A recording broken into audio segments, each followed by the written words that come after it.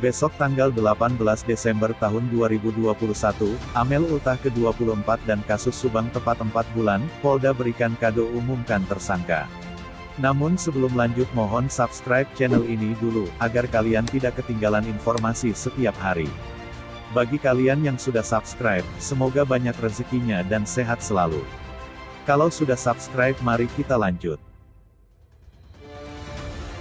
Besok Sabtu tanggal 18 Desember tahun 2021, kasus pembunuh ibu dan anak di Subang, Jawa Barat dengan korban Tuti Suhartini dan Amalia Mustika Ratu alias Amel tepat berjalan 4 bulan, tanggal 18 Agustus tahun 2021 sampai 18 Desember tahun 2021. Selain itu, pada tanggal 18 Desember tahun 2021 besok itu pula korban pembunuh ibu dan anak Amalia Mustika Ratu alias Amel tepat berusia 24 tahun.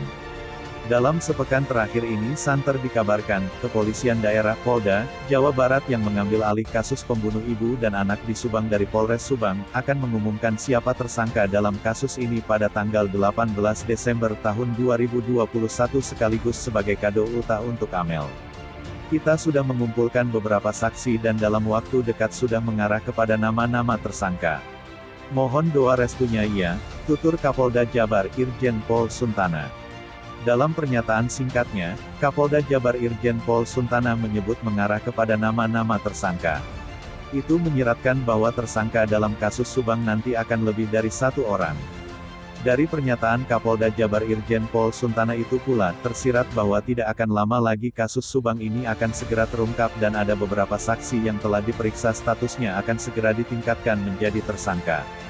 Hingga saat ini, sudah ada 55 saksi yang diperiksa terkait kasus pembunuh ibu dan anak di Subang, termasuk yang sering diperiksa yakni, Yosef yang merupakan suami dari korban Tuti Suhartini dan ayah dari korban Amalia Mustika Ratu alias Amel, Mimin istri muda Yosef, Yoris kakak Amel, dan Danu kerabat korban.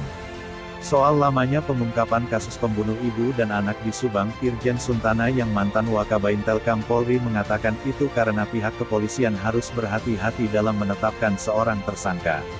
Penetapan tersangka harus didasari dengan aspek hukum yang jelas. Karena itu, dalam kasus pembunuhan sadis di Subang tersebut, polisi memerlukan waktu lebih untuk memeriksa sejumlah petunjuk yang ada. Pada kasus tertentu juga pembuktiannya harus hati-hati, karena ada konsekuensi dalam menetapkan tersangka, kata Kapolda Jabar, Suntana. Masih belum terungkapnya kasus pembunuh ibu dan anak di Subang, sebelumnya mendapat tanggapan dari mantan Kapolda Jawa